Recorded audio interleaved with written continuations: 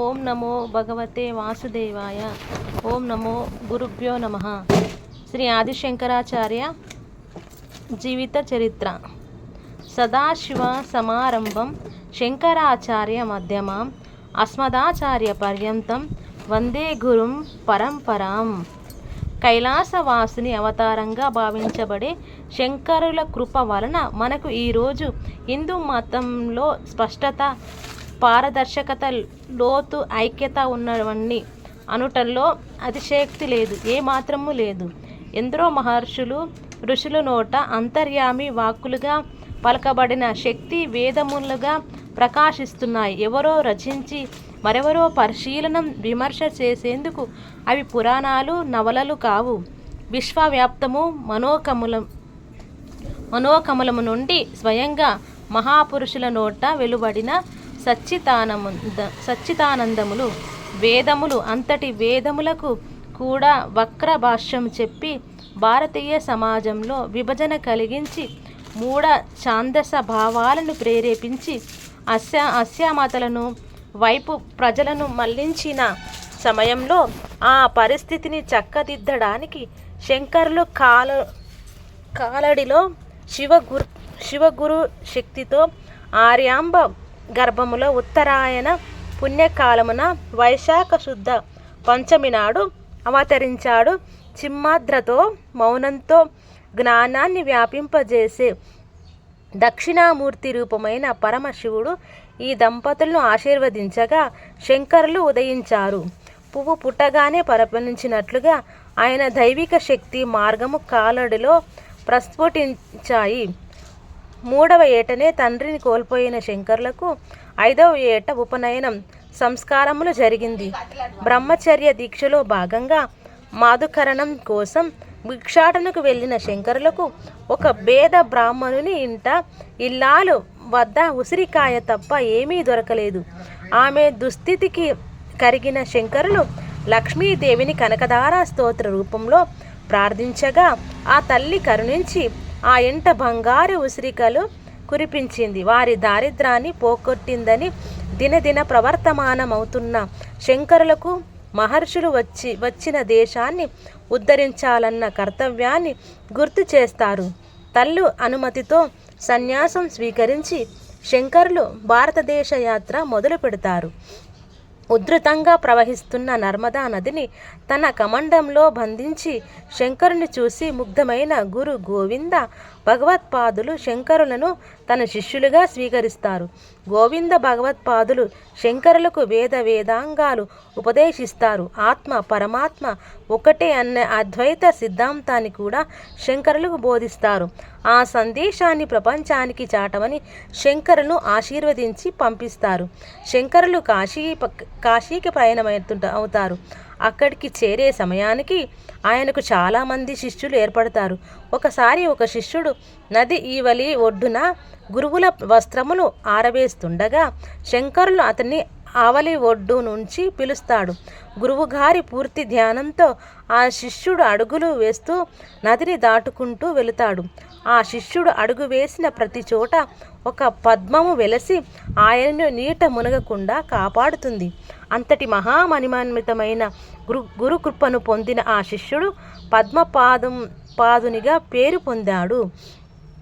ఒకరోజు శంకరులు గంగా నదిలో స్నానం ముగించుకొని శిష్యులతో కలిసి విశ్వనాథుని మందిరానికి వెళుతున్నప్పుడు ఒక నిమ్మ జాతికి చెందినవాడు ఎదురుపడతాడు. అప్పటి ఆచారాల ప్రకారం శంకరులు వాడిని తప్పుకో దారి విడువమని అడుగుతాడు. అప్పుడు ఆ చాందడు, నీవు తప్పుకోమంటున్నావు, ఈ దేహమునా నా ఆత్మనా అని ప్రశ్నిస్తాడు. అప్పుడు శంకరులు తన అహంకారానికి పశ్చాత్తాపడి ఆ చండాలుని పరమశివునిగా గ్రహించి ప్రణమిల్లుతాడు.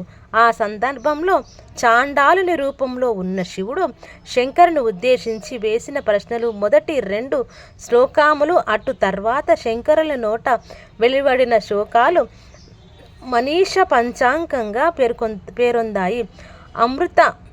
అద్వైతామృత సారమైన ఈ మనీష పంచకం పరబ్రహ్మం ఒక్కటే అన్న సందేశాన్ని శంకర భగవత్పాదుల నోట మనకు అందించబడింది. తనలో ఉన్న ఆఖరి దుర్గుణమును ఈ సందర్భంగా శంకరులు దగ్ధం చేసుకునే అవకాశమును ఆ పరమ శివుడు చండాలుని రూపంలో కలిగించాడు. బ్రహ్మసూత్రాల కర్త అయిన వ్యాసుల వారి అనుగ్రహంతో వాటి భాష్యాలను అద్వైత సిద్ధాంతంతో పాటు దేశవ్యాప్తంగా ప్రచారం చేయటానికి పయనమయ్యాడు. శంకరులు దేశాటన చేస్తూ కాంచీపురంలో కామకోటి పీఠం, శృంగేరి శారదా పీఠం వంటి ఎన్నో క్షేత్రాలను స్థాపించారు. ఎన్నో వేల దేవాలయాలను పునరుద్ధరించారు. తిరువమైరందురు, తిరుచి, శ్రీశైలం మొదలైన ప్రదేశాలలో ఎన్నో అద్భుతమైన స్తోత్రాల ద్వారా అక్కడి పుణ్యక్షేత్రాలను పునరుద్ధానం చేశారు. హటకేశ్వరం అడవులు శ్రీశైల ప్రాంతంలో ఉన్నాయి. ఇవి కీకారణ్యములు. ఇక్కడ కాపాలికుడు నివసించేవారు. కాపాలికులు శ్మశానంలో ఉంటూ అడవిక జంతు మానవ బలుల ద్వారా దేవతలకు ప్రీతి కలిగించేవారు. అది శంకరులు ఒకసారి ఇక్కడ తపస్సు చేస్తుండగా ఒక కాపాలికుడు వచ్చి శంకరును ఆ పరమేశ్వరునికి బలిగా రమ్మని అడుగాడట. అందుకు శంకరులు సమ్మతించి బలికి సిద్ధమయ్యాడు. కాపాలీకుడు శంకరుల తల నరకబోగా విష్ణుమూర్తి నృసింహ రూపంలో ప్రత్యక్షమై కాపాలికుని సంహరించాడు. తల్లి ఆర్యాంబ మరణించినప్పుడు సన్యాసిని అయిన తాను ఆమెకు ఉత్తర క్రియలు చేయకూడదని తన కంటి నుండి అగ్నిని సృష్టించి ఆమె చితికి నిప్పు రాజిల్ల చేశాడు.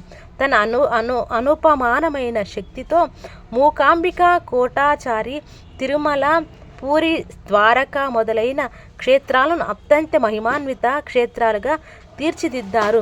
శంకరులు భక్తి, జ్ఞాన, వైరాగ్యములతో మానసికోత్థానం కోసం, హిందూ మత శాఖల పీఠాల ఐక్యత కోసం, ఉనికి కోసం అద్వైత సిద్ధాంతాన్ని ప్రచారం చేశారు.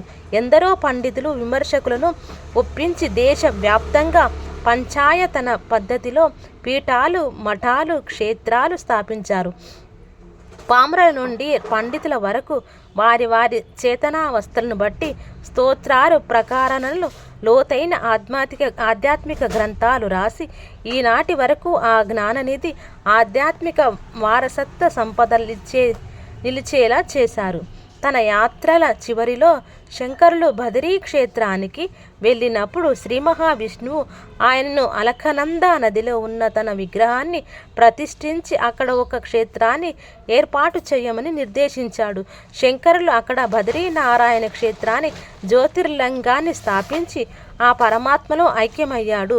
ఆ శంకరుల కృప వలననే మనకు నేడు అష్టాదశ శక్తి పీఠములు, చార్ధామ్ మొదలైన పుణ్యక్షేత్రాలు, వాటి వలన మనకు అత్యున్నతమైన హైందవ అద్వైత సిద్ధాంత సారమైన జీవన శైలి సమాజం బాసిల్లుతుంది. శంకరుని రచనలు. ఆయన చేసిన స్తోత్రాల్లో మనీష పాంచకం, సాధనా పంచకం, భజ గోవిందం, గోవిందాష్టకం, పాండురంగాష్టకం, శివ సువర్ణమాల స్తోత్రం, అర్ధనారీశ్వర స్తోత్రం, కాలభైరవాష్టకం, దక్షిణామూర్తి స్తోత్రము, నిర్వాణ షట్కము, అన్నపూర్ణాష్టకం, అచ్యుతాష్టకం, మహిషాసుర మర్తనీ స్తోత్రం, త్రిపుర సుందరి స్తోత్రం, భుజంగాష్టకం, భవన్యాష్టకం, దేవీ నవరత్నమాలిక, విశ్వనాథాష్టకం, ఉమామహేశ్వర స్తోత్రం, ఇలా ఎన్నో సామాన్య జనులకు జీవన దిశానిర్దేశాలు చేసే స్థుతులను రచించారు. ఆధ్యాత్మికంగా ఇంకొక పైమెట్టులో సౌందర్యలహరి, శివానందలహరి, వివేక చూడామణి మొదలైనవి ఇంకొక పైమెట్టుపై భాష్యాలు. ఆదిశంకరులు రచనలు 3 రకాలుగా విభజించవచ్చు. మొదటిది ఆధ్యాత్మికంగా బాగా ముందడుగు వేసిన వారికి ఉపనిషత్తులు, బ్రహ్మసూత్రాలు, భగవద్గీత మీద రాసిన భాష్యాలు. రెండవది వీటి సారాన్ని ప్రకరణలుగా రాసినవి. మూడవది దేవతా స్తోత్రాలు, కొన్ని స్తోత్రాలు వివరాలు. విష్ణు షట్పతి. మనస్సుపై స్వాధీనం కొరకు విష్ణుని ప్రార్థిస్తూ రచించిన ఈ స్తోత్రం మానసిక ప్రశాంతతను చాలా తోడ్పడుతుంది. నమ్మకం, భయము, అహంకారంతో కప్పబడిన ఈ జీవితం భవసాగరమై మనల్ని జన్మలకు కారణం అవుతుంది. కావున వాటిని అధిగమించు మనుషులు లగ్నం చేసే ధ్యేయం వైపు ధ్యానించి సత్య జ్ఞాన ప్రాప్తికి కృషి చేయవలను అని ఈ స్తోత్రం ద్వారా మనకు ఆదిశంకరులు చక్కని సందేశాన్ని అందించారు. భయమే మృత్యువు, భయమే శత్రువు, అహంకారమే తపము, అహంకారమే అత్యంత ప్రమాదకరమైన శత్రువు. వాటిని అధిగమించడం ఆధ్యాత్మిక పరమార్థం. అదే పరమాత్ముని దర్శనం, అదే మోక్షకారకం. సాధనా పంచకం.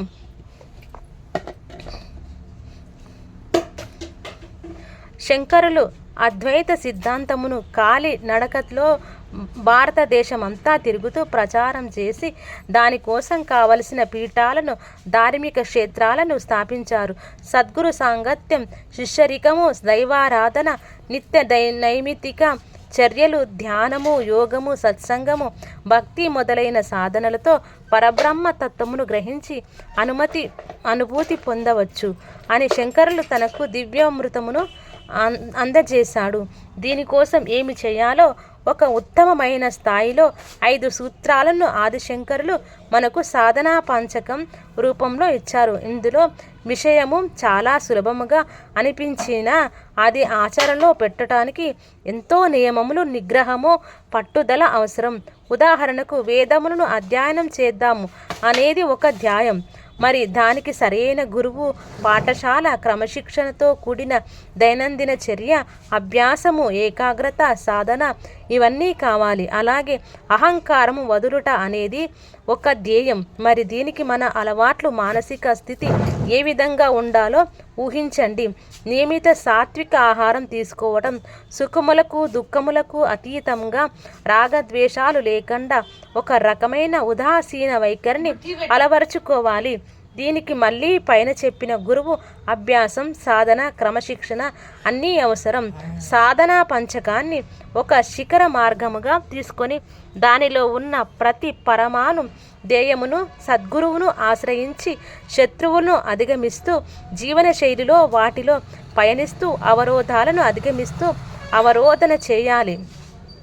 దీనికి భక్తి, జ్ఞానం, వైరాగ్యం, పరిశ్రమ, సహనం, శ్రద్ధ అనే అన్నీ తోడు చేసుకోవాలి. అప్పుడే ఆ సచ్చిదానంద స్థితిని పొందుతారు. ఈ పంచకంలోని భావములను, నిగూఢమైన ఆశయాలను, సందేశాలను తెలుసుకోవలసిందిగా సాధకునకు శంకరుల ఉపదేశం. శివ సువర్ణమాల స్తోత్రం 50 శ్లోకాలలో లయబద్ధమైన పదాలు. భక్తి, సర్వస్య శరణాగతి, ఆత్మానుభూతి, లోతైన వివేచనంతో సాగే సువర్ణమాల స్తోత్రమును ఆ అపర శంకరులు, ఆదిశంకరులు రచించారు. సాంబ అంటే సా అన్బ, నిరంతరం. ఆ జగదంబ అయిన పార్వతీతో కూడి అర్ధనారీశ్వరుడే ఉన్నాడు కాబట్టి ఆ పరమశివుడు సాంబుడు అయినాడు. పార్వతీ సమేతుడైన శివ, శంభో నీ పాదములకు నమస్కారములు, నాకు శరణము నిమ్ము అనే అంతరార్థంతో సాగే ఈ స్తోత్రంలో శివుని అశేష కీర్తి, అగణిత గణములను ఆదిశంకరులు అందించారు. స్తోత్రం ముందుకు సాగుతున్న కొద్దీ ఆ పరమశివుని వర్ణన కైలాసం ఎదుట ఉందా అన్న భావన ఆదిశంకరులు కలిగిస్తారు. 50 శ్లోకాలు అనర్గళంగా ఒకే దేవతపై రాయాలంటే ఆత్మ జ్ఞాన పరిపూర్ణై దైవ సాక్షాత్కారం కలిగి ఎల్లప్పుడూ ఆ దైవం కన్నుల ఎదుట నిలిచి అటువంటి అనుభూతిని కలిగిస్తే ఆ ఆవేశం స్తోత్ర రూపంలో వెలువడి ఇన్ని వేల ఏళ్ళు నిలబడగలుగుతుంది.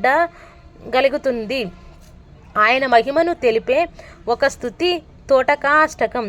ఆ శంకరుని శిష్యులలో ఒకడైన ఆనందగిరి తన గురువును స్తుతిస్తూ రచించిన తోటకాష్టకం ఆ శంకరుల లక్షణాలను, వైభవాన్ని, ఆధ్యాత్మిక శక్తిని ప్రతిబింబిస్తుంది. అనంతగిరి ఈ స్తోత్రాన్ని తోటకా చందనంతో రాయడం వలన దీనికి తోటకాష్టకం అని పేరు వచ్చింది. దీని వెనుక ఒక చిన్న కథ ఉంది. శంకరులు శిష్యులతో ఆనందగిరి కొంతమంది బుద్ధి కానీ అమితమైన గురు భక్తి కలవాడు, నిరంతర గురు శుశ్రూషలో ఉండేవాడు. గిరి ఒక రోజు శంకరుల తన ప్రాతకాల దినచర్యలో భాగంగా ఉపనిషత్తు ప్రవచనం ఆరంభించాడు. ఆ సమయంలో శిష్యులంతా శాంతి పాఠం మొదలుపెట్టారు. కానీ గిరి మాత్రం అక్కడ లేడు. గురువు గారి వస్త్రములు ఉతకడానికి నది దగ్గరకు వెళ్ళాడు. శంకరులు అది గమనించి మిగిలిన శిష్యులను గిరి వదే వచ్చేదాకా వేచి ఉండమని పలుకుతారు. అప్పుడు పద్మపాదుడైన శిష్యుడు గర్వంతో, వాడు మూర్ఖుడు, వానికి శాస్త్రములు నేర్వవలసిన అర్హత లేదు, వాని కొరకు ఎందుకు వేచి ఉండటం అని అంటాడు. శంకరులు పద్మపాదుని గర్వం అణుచుటకై తన దైవశక్తితో ఆనందగిరికి సకల శాస్త్ర పరిజ్ఞానము క్షణకాలంలో కలిగేలా చేస్తాడు. నది ఒడ్డు నుండి తిరిగి వచ్చిన ఆనందగిరి గురువు గారిని స్తుతిస్తూ తోటకాష్టకాన్ని అశువుగా పఠించాడు. మిగిలిన శిష్యులకు సిగ్గు విస్మయం కలిగించేలా అతి కష్టమైన తోటకా చందనంతో 8 శ్లోకాలతో అద్భుతమైనగా సాగింది. తోటకాష్టకం అటు తర్వాత ఆనందగిరి శృతి సాగర సముద్ధరణ అనే ఇంకొక రచన కూడా తోటక చందనంతో చేశాడు. శంకరులు 4 ముఖ్య శిష్యులలో ఒకడై తోటకాచార్యులుగా పిలువబడి గురువుల చేత బదరీలోని జ్యోతిర్లింగం నడపడానికి నియమించబడ్డాడు. ఎంతోమంది స్వాములు యతులు తర్వాత భారతదేశంలో జన్మించి ఆధ్యాత్మిక సందేశాన్ని ప్రచారం చేశారు. కానీ శంకరులు సుస్థిర పరిచిత అద్వైత సారం, ధార్మిక సిద్ధాంతాలు, పద్ధతులు ఇప్పటికీ చెక్కు చెదరకుండా ప్రామాణికులై కాలపు ఒడిదుడుకులను తట్టుకొని హిమాలయముల వలె ఉన్నతముగా నిలిచినది. ఇట్టి ఆధ్యాత్మిక సంపాదన ఇచ్చిన ఆ పరమ శివ రూపమైన జగద్గురువు శాత సహస్ర పాదాభివందనం. ఆది శంకరాచార్యుల వారి జీవిత చరిత్ర సంపూర్ణం.